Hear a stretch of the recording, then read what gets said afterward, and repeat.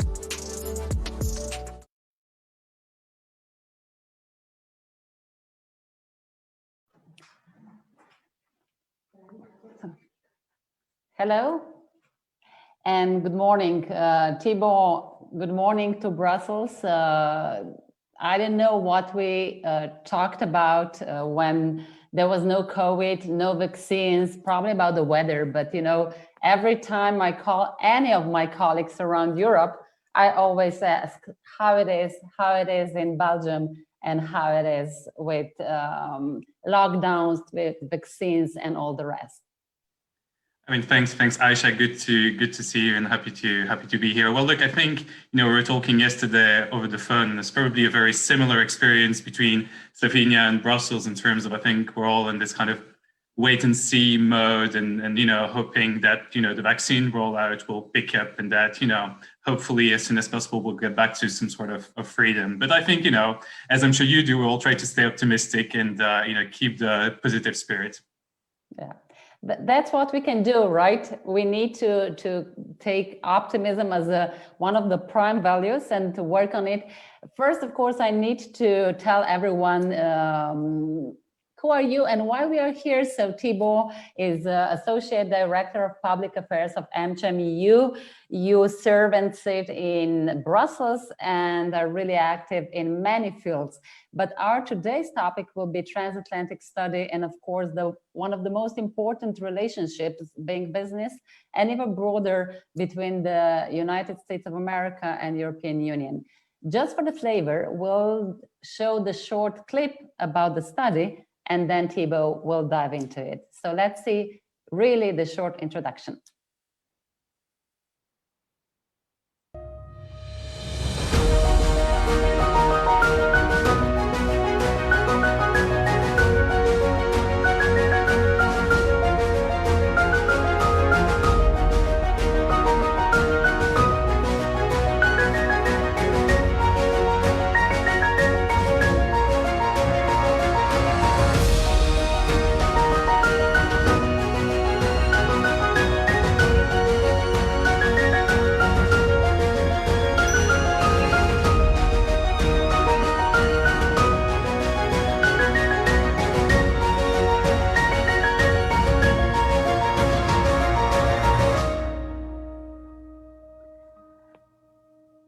So Thibaut, the report that is conducted every year, of course, it's an important showcase of this and the numbers that we just saw as well. But maybe if I start with your feelings, what is the transatlantic relationship, of course, in the business sense, are right now in? So what do you think? Are we in a better position that we were 1 year ago?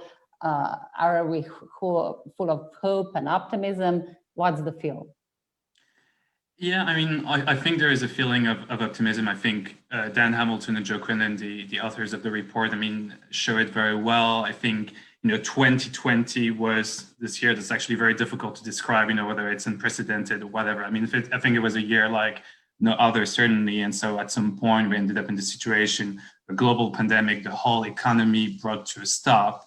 And so that meant, in terms of trade in goods, trade in services, investment, flow of people as well, we were in the situation where there was this massive stop. What we see now in 2021 is that it's picking up. I think, if you look at trade in goods, for instance, it's back to pre-pandemic level. If you look at the growth kind of forecast, I mean, we're picking up. You see that in Slovenia as well, but you see it all around, the Eurozone and especially in the US. So I think there is this feeling now that actually, we're back, but it means we have to work on the recovery to make sure that we can transition to something better.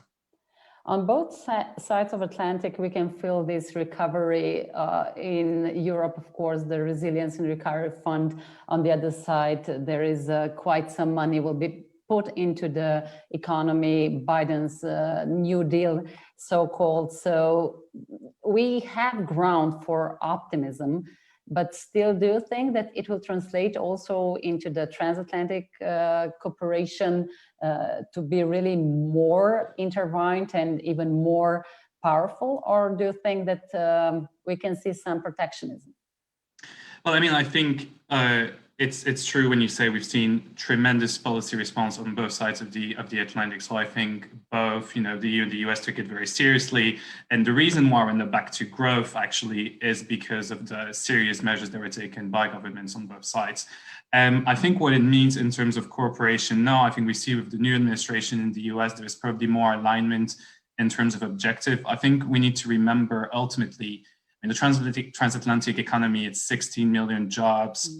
There's, a massive investment on both sides. It's also, European companies in the US investing, creating jobs, and it's the same on the European side with US companies playing a big role as well. So I think, it is too important for both sides to ignore.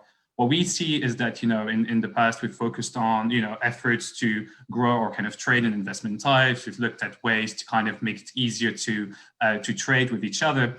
Moving forward, what we see where there is a lot of potential for EU-US cooperation is on a lot of emerging issues, a lot of the global challenges where we see that the EU and the US can play a leading role. Take climate change, take the future of digital, what is artificial intelligence going to look like, and how do we make sure that the standards that we set are, the ones that are in line with the values that we share on both sides of the Atlantic. I think we talk a lot about the transatlantic economy, in economic terms, but it's also a relationship of values, of common history, because we're allies ultimately. And so I think as we're thinking about the geopolitical challenges, there is, definitely scope for the EU and the US to work together. But when we talk about this relationship, we mention quite a lot of business. We mention that it's really important for the trade, jobs, R&D and all the rest. But do we tend to forget why this matters also for the security and of course for all the values? You mentioned a bit of that, but should we talk more about that as well? Yeah, I think you're perfectly right. I mean, we see it now with NATO. We've seen Secretary Blinken coming twice to Brussels to meet with his counterparts. So I think you do see a big emphasis of the new US administration, in terms of making sure that the NATO alliance is strong. And I think, yeah, to your point about values, certainly there are a lot of ties between businesses, but also a lot of ties between people. And so certainly as we think about how we can advance a relationship, it's certainly thinking about, investment, innovation, but it's also about, very simple things of how do we ensure there are enough exchanges, students, obviously we're in this context where travel is difficult, but going back to something, a bit more normal, there's so much scope to make sure that, people learn about each other, understand the common history and make sure that they can work increasingly together. So I think there is a lot of scope as well. And I know a lot of the AMGENs play that role. I mean, you did that in Slovenia and a lot of it across Europe, which is making sure that we build those bridges, right, between people, because I agree with you, it goes way further than just economics. And here maybe it's a time to explain, the difference between the AMGEN EU and AMGENs in Europe. Many times we do have issues with that because, of course, it's hard. It's really similar trademark, but still maybe just to be more on that side, AMGEN EU, of course, it's a really strong organization in Brussels talking for American business, while AMGENs in Europe are the network and the umbrella organization for 43 AMGENs throughout whole European Union, but even broader. We basically have Russia, Turkey, and the UK on the other side. So it's really a scope of great network that can connect. But talking about the AMGEN EU, I need to congratulate you again because you are just voted best in Brussels organization. So maybe tell us a bit about that, and then of course we'll go back to the study. Well, thanks, Aisha. I think it's something we're very proud of. I think it's, a testament of also the legacy of many people. I mean, AMGEN EU has been active for almost 60 years. We're reaching the anniversary. And I think over the years, American companies have tried to be supportive and, useful partners. And I think very committed to Europe. And so I think, we're trying to bridge an American kind of fresh air, but also, making sure that we can be as supportive as possible to the European project. I mean, I'm sure we'll get a chance to talk about investment, why that's so important, why American companies are committed to Europe. And so, yeah, I think it's a great place to be in Brussels. Mm-hmm. And here, when we talk about the study, you mentioned already, Thibaut, the 16 million jobs. It's the number that is really impressive. It's the number that means not only 16 million people, but it means 16 million families. So tell us about that and tell us where the majority of jobs is created. Yeah, so actually it's true because it's ultimately, and I think sometimes we tend to forget that it's, it's not just about, creating more businesses, also what business means, right? And what it means for families and households and consumption. So 16 million jobs on both sides of the Atlantic, that's in indirect numbers. It means that on both sides, you've got kind of similar numbers of direct jobs. It means American companies in Europe employing European workers around, and it's the same European companies in the US employing American workers. But then with that, you've also got a lot of ecosystems, right? You've got, and I'm sure you see the same in Slovenia as well, kind of smaller companies that are able to grow their business because they interact with an American company next to it because there's a headquarter, and therefore, I don't know, you get people going to the restaurant, but you also get suppliers that are able to send in different parts or able to contribute services. And so I think, that's something that we sometimes underestimate a bit, is you've got the direct contribution of the companies, and we see that across Europe, obviously in some of the big member states, but also as well in some of the smaller ones. And then we see, I think, the kind of knock-on effect. What's important to understand as well is that I think, because we're in Europe and we operate in a single market, the presence of American companies in other member states is also beneficial, because obviously, a country like Slovenia that exports, I think 2/3, goes to EU member states. So of course, kind of the fact that other countries around Europe are doing well is also something beneficial for a country like Slovenia, for instance. And here, definitely, I would like to talk some more because, sometimes here in Europe, we think that multinational companies can just be a vehicle to take the profits away, but we forget how important they are in really building the ecosystems, how important they are really to bring in, if you want, also the EGS values, because more and more the big companies are really aware that environment, that governance and society matter so much. So I think that we need to come back on that and talk some more about that. But we have the first question. And with this, I would also like to say to everyone, you are super welcome to ask your questions or give your opinions. And I'm sure that Thibaut will try to answer. So the first one is for you, Thibaut, and that is, what is your feeling toward the new US administration? Do you really hope and think this will change to better for EU-US? Will the policy of the new administration be so different from the previous ones? So can you compare? Yeah, I mean, it's an interesting question. I mean, just to say, I think as AMGEN, we're all nonpartisan organizations, right? So, I mean, we've worked for many years with both sides, Democrats, Republicans, to kind of advance the relationship. So the way we look at it is, what is going to help us advance the relationship? And it's true to say the last 4 years have been challenging because it was a lot of trade tensions, a lot of rhetoric that wasn't very helpful. And so I think now what we're looking at is, okay, what is the plan of President Biden and his administration? And what we've seen in the first kind of 100 days is at least a lot of positive signals. We've seen a lot of visitors coming that hadn't happened in a while. Secretary Blinken was in Brussels, the Special Envoy for Climate, John Kerry. We've seen the President actually attending the European Council meetings, a meeting with all heads of state and government of the European Union. We have seen, a halt to the Airbus-Boeing tariff dispute. So they've posed it now to try and find a solution. We've seen the US rejoining the Paris Agreement and showing commitment to multilateralism.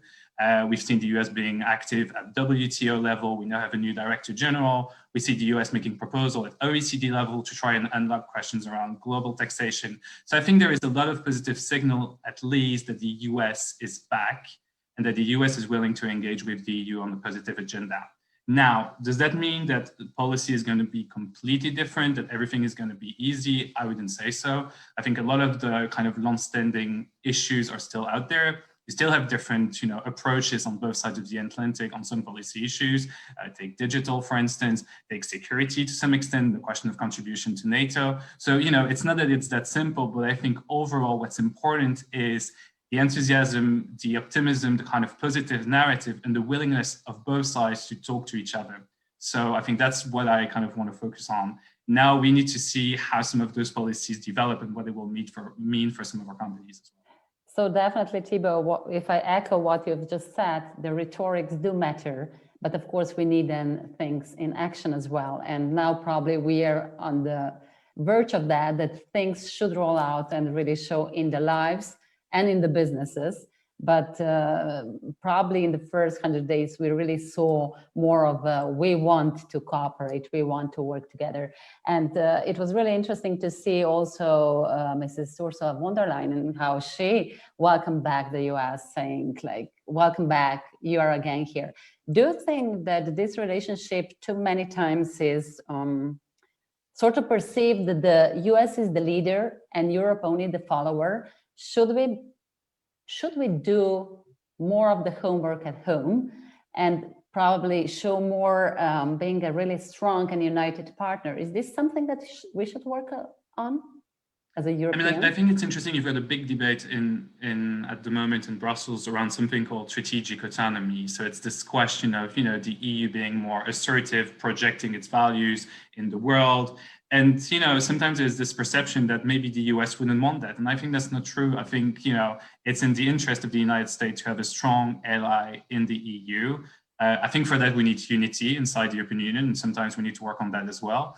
But it's true that I think an EU that's able to have a strong industrial base, that's able to project their values, that's able to have a strong say in the global world, I think that's important because the geopolitical dynamics with rising, not so much rising anymore, out there, powers like China, for instance, I think we need the EU and the US to work together. So I don't think that the kind of EU is the kind of little brother of the story. I think the EU has shown that, It can be assertive, it can be out there. It's got a single market of 450 million consumers, wealthy, it's attracting investment. So I think, there's no reason why Europe can't be out there. And I think we shouldn't be afraid as well, thinking, as Europeans potentially, that wouldn't be good with the US. I think the US needs a strong ally in the EU, and it's in the US interest from a security perspective, but also from an economic perspective, to have an EU that's actually strong. And here, of course, is what one of the presidents say: whom do I call when I call European Union, right? Should I go to the now 27 different numbers? But probably we need to sort that also at home. Talking about the single market, I know that, Thibaut, your organization, as do AMGENs around European Union, we do promote that, how important it is. Maybe just in short, why this matters so much also for the business.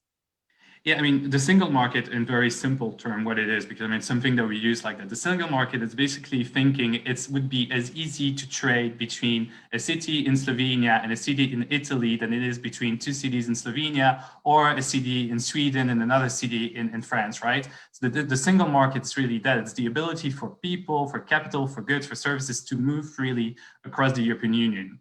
It's something that we've been building for years. We've tried as much as possible to integrate.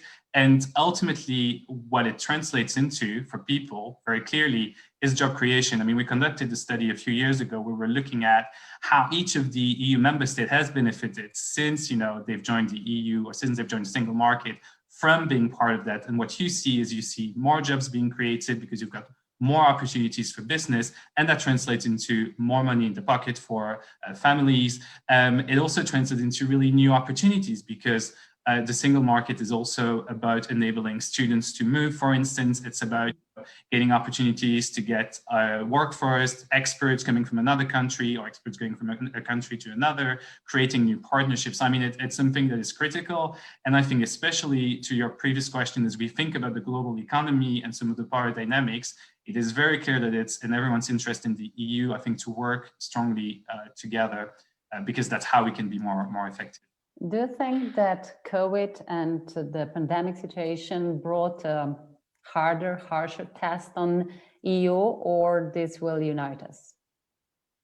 I mean, I'm an optimist, right? So I think it will unite Europeans. But I think you've seen it already, right? The beginning of the pandemic, you had this kind of situation of shock. And to be fair, it's completely understandable. So you had different member states thinking, okay, how do we protect our people? And I think it's kind of a rational and normal and to be fair, what you'd expect from governments, right? But then I think at some point they realized, okay, we're in this situation where we've got border closures and then we've got, essentially it's not able to cross borders, and we're in this situation. And I think at that point, that's when the EU came in and tried to help as much as possible member state coordinate. And so we've really seen a change in this and a complete shift after that in terms of really having a management of the crisis a crisis that is really integrated as much as possible. I mean, it still means that everyone, has its sovereignty and can decide, but still then when it's actually advantages for everybody that we're coordinating, and we've seen that on vaccine as well. And, and the fact that, as we did joint procurement, I think we've also given opportunities to a lot of member states that maybe would have struggled to some extent to be able to be on the list. So, I would think it will bring us together because I think we need to. Let's really stick to optimism, like we started, right, Thibaut? So when we talk about investment, it's really substantial on both sides of Atlantic. What currents do you expect in this, and what the authors of the transatlantic study predict? Yeah, the authors for the study, they've done this for, I think, almost 2 decades. And since the beginning, they've tried to debunk one of the myths about the transatlantic economy. Very often when people think about a commercial relationship, and especially between the EU and the US, they figure a boat with containers on top of it. And that would be kind of our relationship. But actually, our relationship is about much more than that, and actually really focused on investment. And what investment means, it means basically, ultimately, could be affiliates of the companies that are then, in a country like Slovenia, for instance, hiring people. And so sometimes I think we also need to work on some of our kind of, visual representations of what the relationship is, because it's much more than the boat with containers, that's for sure. Now, I think what we see at the moment is that, the EU remains, really the place that attracts the most kind of foreign direct investment from from the US, and it's around 60%. 2020 was a bit of a kind of, odd year because everything was brought to a stop. But obviously, there's still a lot of stock of FDI that's located in Europe. I think it's important to realize that actually, we've been doing that with AMGENs in Europe as well, that the case for investing in Europe for US companies is still very strong because of the single market and the access to a pool of wealthy consumers, because of the research and development in leading universities in Europe, because of the access that we offer to the periphery. A lot of companies are also operating in Europe because they get access to the Middle East and they get access to the kind of neighboring countries. So, I mean, what the are saying is that, it's not stopping, that the largest investment relationship in the world is there, and that it will continue to grow. We now need to see, I think the numbers for 2021 aren't really there yet, obviously. So we need to understand as well what will be the impact of the pandemic, but the operations are there. But here, maybe sometimes, Thibaut, we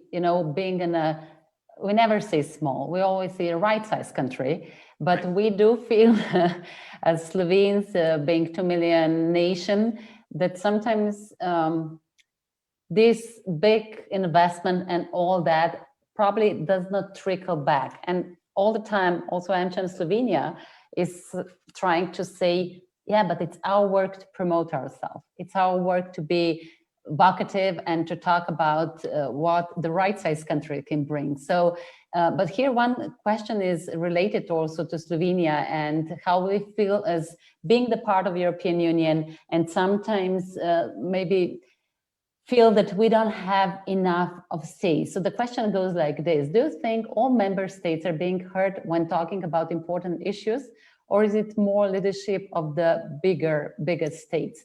Slovenia isn't a huge state, and I don't think people see an importance of all regulations that are accepted in Brussels. So you being in a Brussels bubble, as we say, do you think that we in small countries get this feeling why it matters so much?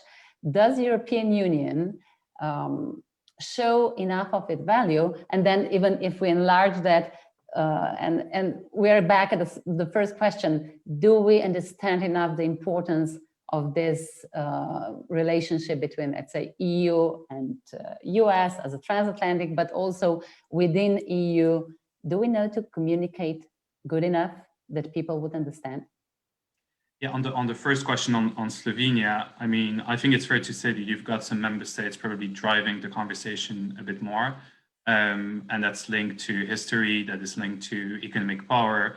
Is that a good or a bad thing? I think ultimately you need leadership in the EU. So I think, in a group of 27 people, even if those weren't member states, right, you'd still need people to lead. So I think that's important. Now, that being said, the EU on many issues used to also work, with a system where, one country, one vote.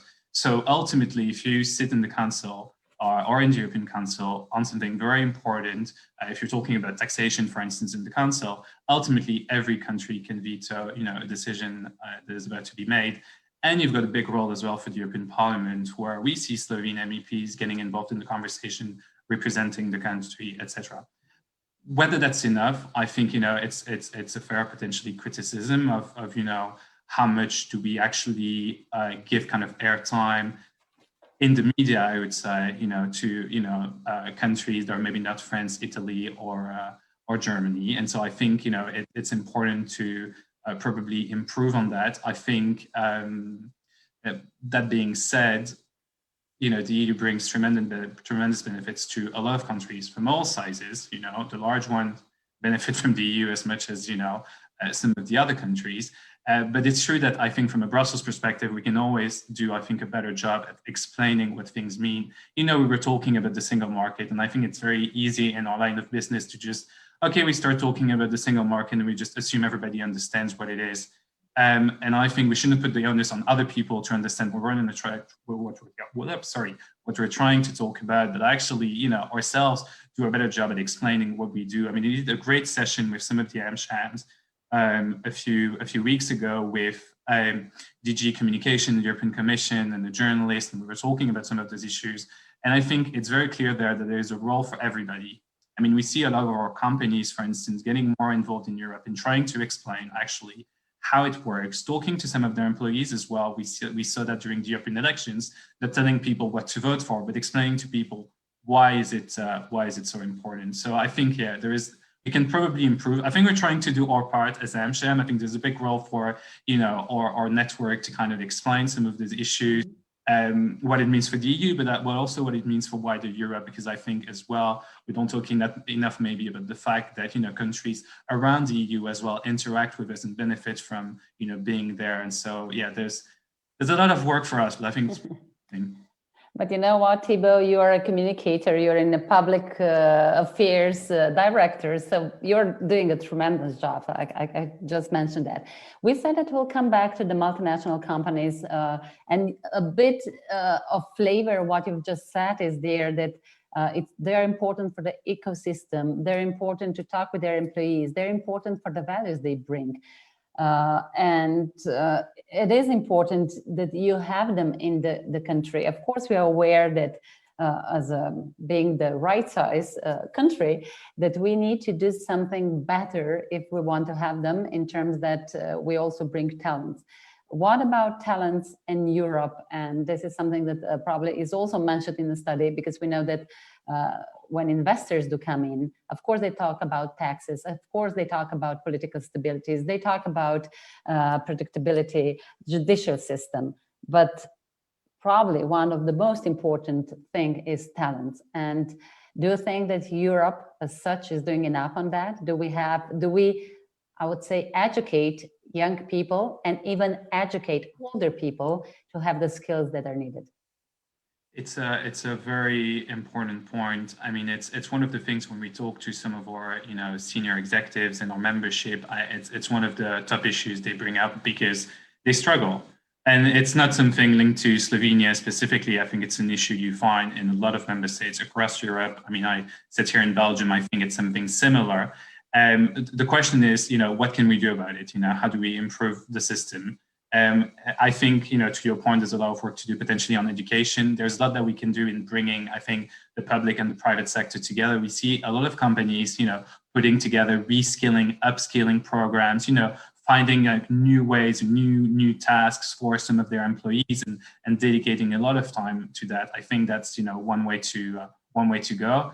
And I think we just need to, to some extent, accept as well that the economy is changing, that, we talked about digital transformation as a buzzword, but it has, very specific effects on the jobs that we do, and we can be fearful about it, and it can be scary. But at the end of the day, it's happening. So the question becomes, how do we prepare ourselves? How do we, in your interactions with the Slovene government, highlight that issue and make sure that it's on top of the agenda? Because unfortunately, it's part of those things that are a bit kind of longer term, right? So it doesn't kind of bring you results the day after, but you really need to work on it, I think, to attract investment, but I think also to make sure that the country continues to prosper. Thibaut, you mentioned buzzwords. There are many. There is stability, there is green, there is digital transformation, there is new revolution. So we really use a lot of that. And it's obvious, because when you want to really get attention of the people, you try to really have these buzzwords that will show something. But do people listen? Do you think that we just reacted with all these buzzwords and people just go their way? Because now with all this pandemic and that, do you think that they're too scared for the future, that they would listen? What are the solutions? Yeah, I mean, it's I think a big challenge for everyone involved in communications, right? It's going beyond the buzzwords to talk about the impact and what it really means. I mean, behind those buzzwords are things that are very tangible. When you talk about sustainability and you talk about, trying to fight climate change, I mean, we're not talking about something that's kind of abstract out there. It's something where we need action from people around the globe, and they need to work together. So I take your point. I think we need to be better at reminding people, explaining some of those things, why they should care about it. But behind those buzzwords are very kind of like critical issues. It's the same with digital.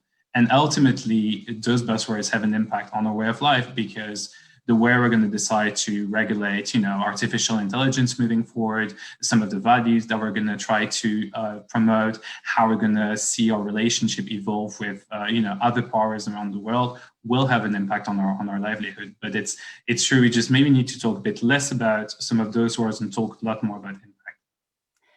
And the substance that comes with it, as you said. When we saw the first clip, it was really about digital will be important thing to discuss and what impact it will have. As you said, AI, cybersecurity, all that. When you look at the both sides of Atlantic, do you think that we are looking basically at the same things, or we do address things differently and that it will impact ultimately our relationship? Yeah, I think digital is one of those areas where over the years, sometimes we've seen different approaches in the EU and in the US. I mean, one of the things is probably the approach to risk.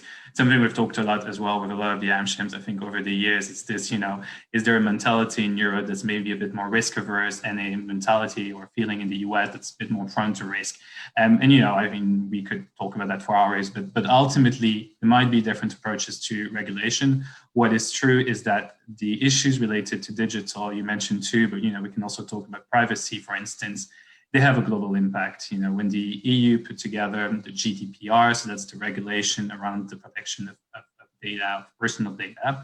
Now the GDPR is being used around the world. That's what is called the Brussels effect. We're talking about the influence of the EU, and the GDPR is having an impact on a lot of other legislation. So I think when we talk about digital, it's true that we've got different approaches, but we do need to find a way to work together, because otherwise there might be other people deciding what the standards of 5G, of what the standards of artificial intelligence will be moving forward. So I think there is this kind of momentum at the moment for the EU and the US to work together. The EU has put together a proposal on the table. They want to create a trade and technology council that would bring together people from both sides of the Atlantic to really start thinking about not so much the, let's say, old issues, the things we've talked about for a long time, but to think about the emerging ones, some of the things that we haven't really thought about yet, but are coming up, and see how the EU and the US can kind of, set the agenda together in a positive way. And this probably is something that we'll also have to learn, that we'll have to react fast, because many times we have these councils. Even if I look at the AMCHAMs, we have these committees and we are doing these great position papers and all that, but the world is turning so fast. And I think that it was never as fast as it's now, because it's like you cannot even predict or have a strategy, because it's all the way. This is probably something that we've learned in the past year, that you can predict whatever you want, but then it's all different. So what would be your suggestion, Thibaut, how to work with the governments, how to work within businesses to really have a shorter way to the impact, not to have these perfect papers, but that have these perfect results? Yeah, I think it's the $1 billion question, right?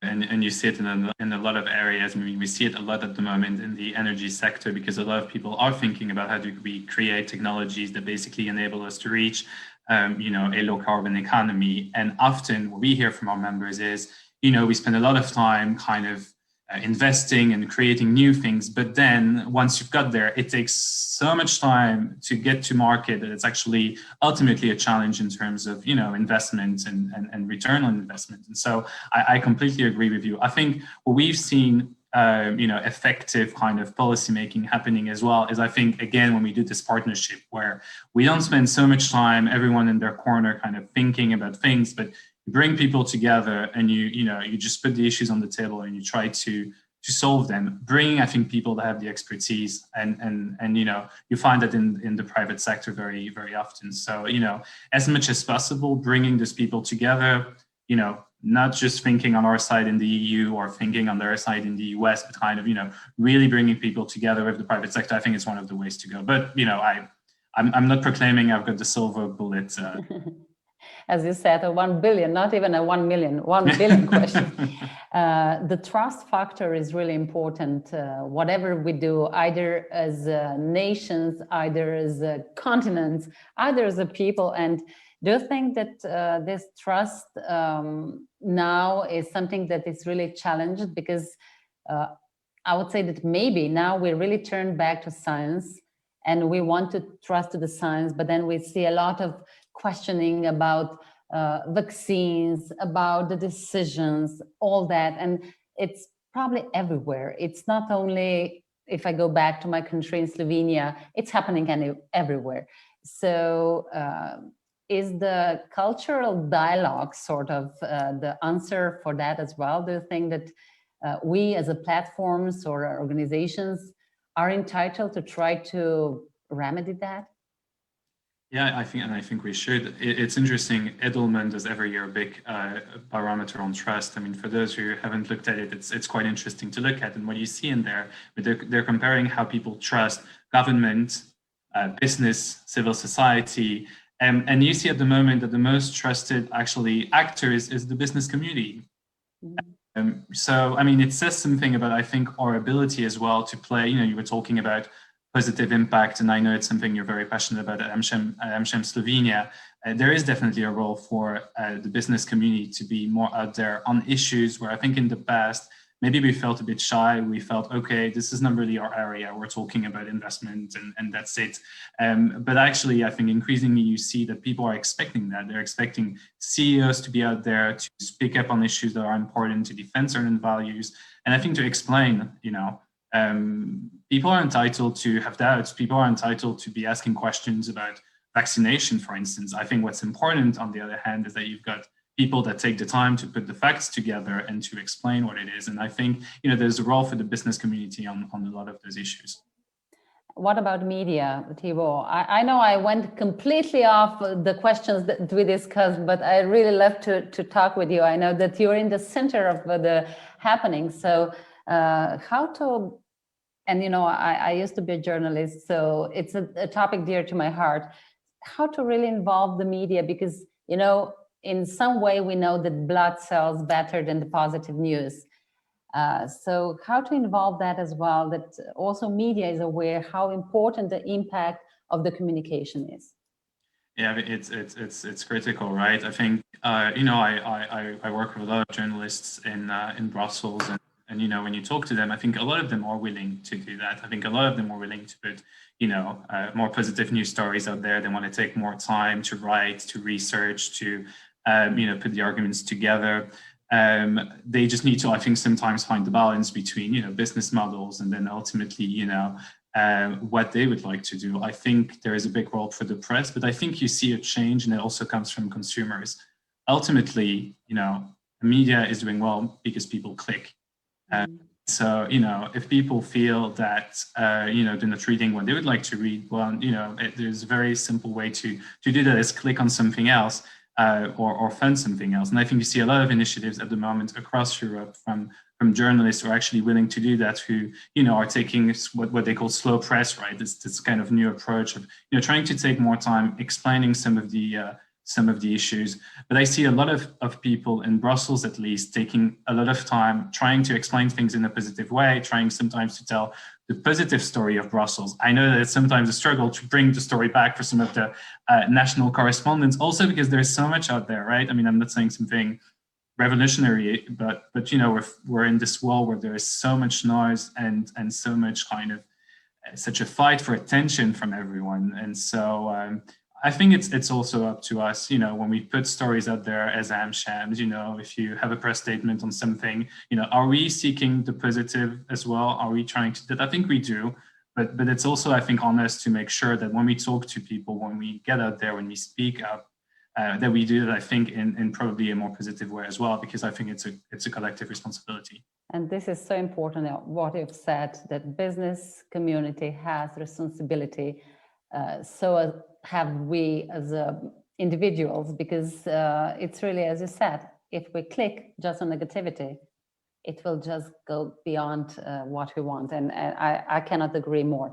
We have another 4 minutes for this coffee. Super interesting for me to be with you, Thibaut. We need to repeat that. And I have so many questions left. But anyway, one thing that is there is when we talk about leadership, When we talk about US and EU, of course, we always see the big elephant out there being named China. We see the Brexit and the impact it will have. So how do you think we should approach that? And how should we think that we are really all united in a one earth? And then, of course, climate comes up. So many things for 3 minutes, Thibaut. But anyway, China, important player. How do we want to address that?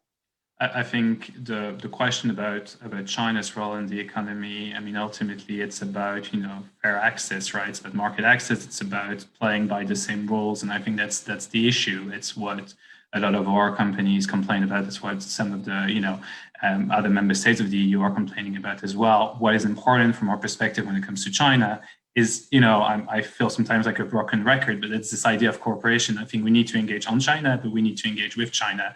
And I think the EU and the US as two allies that are actually pretty much aligned when it comes to, some of the issues they want to see tackled can work together and involve China and make sure that the way China is engaging in the global economy is, by the rules. I think that's one of the key areas for EU-US cooperation at the moment, because it's geopolitically really important, but also because there is, I think, alignment in terms of objectives from both sides.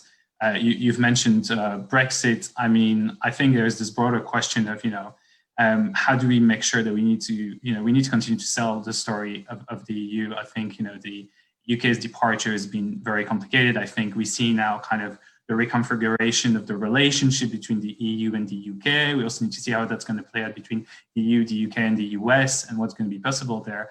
But I think ultimately the UK remains a friend of Europe, an ally, and I think it's in our collective interest to make sure that we've got the most positive relationship with them. If you look at the position of US investment in Europe, a lot of it is in the UK, and so I think it's in our interest together to, I think, sometime de-escalate the rhetoric and focus on, okay, concretely, how do we help people? How do we make sure a citizen sitting in the UK can benefit from a trade and investment relationship, and the same for someone sitting somewhere else in Europe? And I think for the rest, how do we make sure that across the member states, to your earlier question, we tell that story better of why European integration is important, of why people should care, of why we need to speak up sometimes to explain those things, because otherwise you end up in a situation that is, I think, difficult. So there's a lot of big challenges out there, Aisha.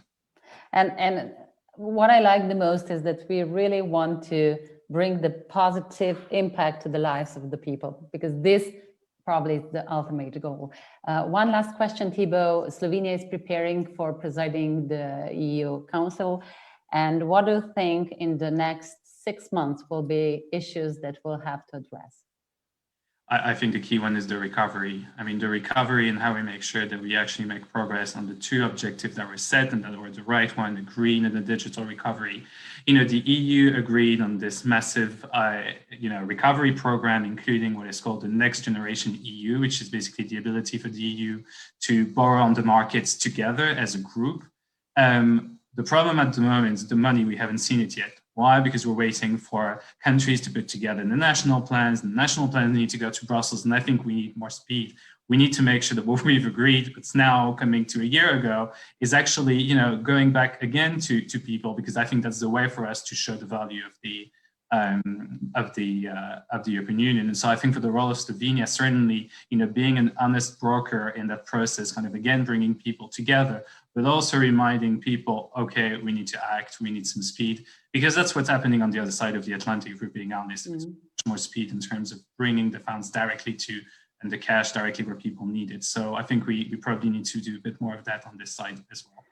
So action needed, and this is something that we definitely will try to echo here.